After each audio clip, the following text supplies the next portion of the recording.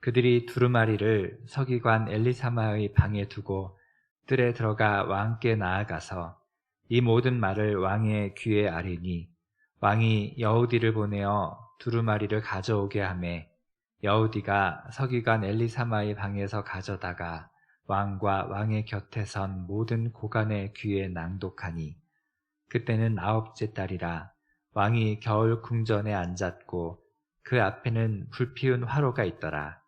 여우디가 서너 쪽을 낭독하면 왕이 칼로 그것을 연하여 베어 화롯불에 던져서 두루마리를 모두 태웠더라. 왕과 그의 신하들이 이 모든 말을 듣고도 두려워하거나 자기들의 옷을 찢지 아니하였고 엘라단과 들라야와 그마랴가 왕께 두루마리를 불사르지 말도록 아뢰어도 왕이 듣지 아니하였으며 왕이 왕의 아들 여라무엘과 아스리엘의 아들 스라야와 압디엘의 아들 셀레미아에게 명령하여 서기관 바룩과 선지자 예레미야를 잡으라 하였으나 여호와께서 그들을 숨기셨더라. 왕이 두루마리와 바룩이 예레미야의 입을 통해 기록한 말씀을 불사른 후에 여호와의 말씀이 예레미야에게 임하니라. 이르시되 너는 다시 다른 두루마리를 가지고 유다의 여호야김 왕이 불사른 첫 두루마리를 모든 말을 기록하고 또 유다의 여호야김 왕에 대하여 이와 같이 말하기를 여호와의 말씀에 네가 이 두루마리를 불사르며 말하기를 네가 어찌하여 바벨론의 왕이 반드시 와서 이 땅을 멸하고 사람과 짐승을 이 땅에서 없어지게 하리라 하는 말을 이 두루마리에 기록하였느냐 하도다. 그러므로 여호와께서 유다의 왕 여호야김에 대하여 이와 같이 말씀하시니라. 그에게 다윗의 왕위에 앉을 자가 없게 될 것이요 그의 시체는 버림을 당하여 낮에는 더위 밤에는 추위를 당하리라. 또 내가 그와 그의 자손과 신하들을 그들의 죄악으로 말미암아 벌할 것이라. 내가 일찍이 그들과 예루살렘 주민과 유다 사람에게 그 모든 재난을 내리리라 선포하였으나 그들이 듣지 아니하였느니라. 이에 예레미야가 다른 두루마리를 가져다가 메리야의 아들 서기관 바룩에게 주매 그가 유다의 여호야김 왕이 불사른 책의 모든 말을 예레미야가 전하는 대로 기록하고 그 외에도 그 같은 말을 많이 더하였더라. 아멘. 우리가 잘 아는 미국의 유명한 왕 링컨 대통령은요, 성경을 사랑한 인물로 유명합니다. 그는 성경을 너무나도 사랑하고 또 너무나 소중하게 여겨서요, 언제나 성경을 들고 있었습니다. 그리고 그의 성경에는 밑줄이 그어져 있는 부분도 참 많이 있는 것을 볼 수가 있습니다. 어떻게 그럴 수 있었을까요? 그의 부모가 이 링컨에게 다른 것은 물려주지 못했는데 가난해서 물려주지 못했다고 하는데요. 성경을 유산으로 물려주었다고 합니다. 그만큼 링컨의 부모들도 이 하나님의 말씀에 대하여 소중하게 여기는 태도를 가지고 있던 것을 볼 수가 있습니다. 우리는 오늘날 하나님의 말씀을 어떻게 대하고 있습니까? 소중하게 대하고 있나요? 아니면 별 볼 일 없는 그런 책으로 여기고 있나요? 오늘 본문의 말씀은 여호야김 왕이 예레미야를 통하여 전하고 바룩이 기록한 이 예레미야서를 어떻게 대하는지를 우리에게 보여주고 있습니다. 이 여호야김 왕의 태도를 통하여서 우리가 오늘 어떻게 하나님의 말씀을 대하는지 점검하고 돌아볼 수 있었으면 좋겠습니다. 먼저 여호야김 왕은요, 하나님의 말씀을 없앨 수 있다고 생각하는 사람이었습니다. 없애려고 했습니다. 예레미야가 전하고 바룩이 기록한 그 예레미야서를 서기관들이 듣고 놀라서 왕에게 보고합니다. 그들은 왕에게 가서 말하게 되고요. 이제 여우디가 가서 두루마리를 가져다가 왕 앞에서 낭독하게 됩니다. 그러자 여우디가 서너 쪽을 낭독하면 왕이 칼로 그것을 연하여 베어서 화롯불에 던지고 다시 또 선호 쪽을 낭독하면 왕이 칼로 그것을 또 연하여 베어서 화랫불에 던지면서 결국 두루마리를 모두 태워 없애버렸던 것을 보여주고 있습니다. 이처럼 왕은 하나님의 말씀을 태워 없애려고 했고 잘라 버리려고 했습니다. 무시하고 없애려고 하고 하는 모습을 보여주고 있는 것이죠.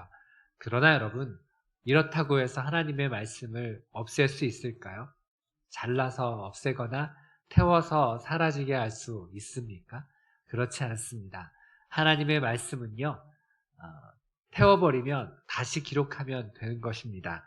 또 그래도 적을 데가 없으면 다시 증거하면 되는 것입니다.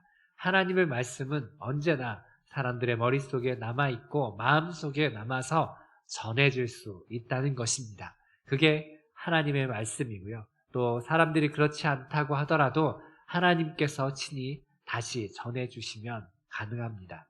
하나님의 말씀은 언제나 살아있는 말씀입니다. 성경을 덮어놓는다고 하나님의 진리가 내 삶과 무관해지지 않는다는 것을 보여줍니다. 여러분, 하나님은 하나님의 말씀이 우리에게 증거되고 전해지기를 원하십니다. 하나님의 말씀이 언제나 우리에게 남아있기를 또한 원하십니다. 그래서 기록된 말씀으로 우리에게 남겨주셨습니다. 여러분, 주님의 말씀을 언제나 가까이 대하시고 읽어나가시는 우리가 되었으면 좋겠습니다. 말씀을 덮어놓는 우리가 아니라 항상 열어서 보고 듣고 읽는 우리의 모습이 되기를 소망합니다. 두 번째로 여호야김 왕은요, 하나님이 행하신 대로 갚으신 하나님이라고 하는 것을 잊고 있었습니다.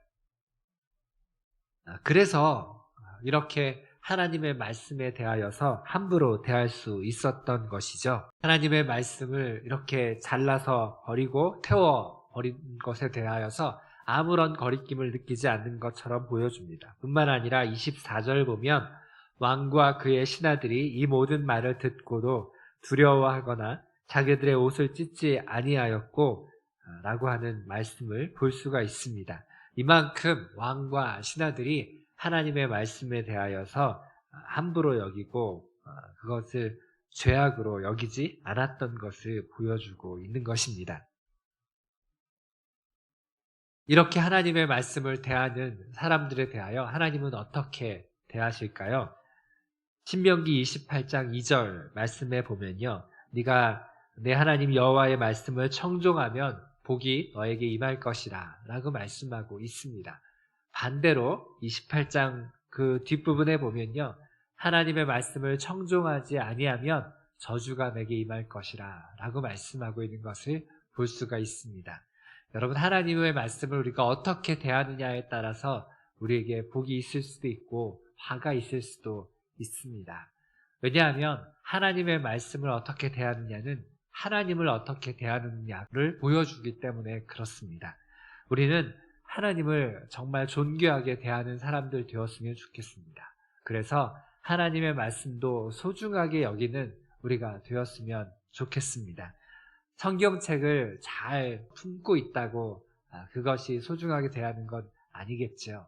하나님의 말씀을 자주 열어보고 읽어보고 들어보고 그리고 그 말씀이 정말 그러한가 하여 상고해 볼 줄 아는 베레와 사람들과 같은 그런 사람들이 바로 하나님의 말씀을 청종하는 사람들이고 하나님의 말씀을 실천하는 사람들 아니겠습니까? 이런 사람들에게 하나님께서 복을 주실 것입니다. 여러분, 우리도 오늘 하나님의 말씀에 대한 태도를 점검해 볼 수 있었으면 좋겠습니다. 그리고 하나님의 말씀을 가까이 하고 하나님의 말씀을 소중히 하여서 듣고 경청하고 실천할 줄 아는 우리의 삶이 되기를 예수님의 이름으로 축복합니다.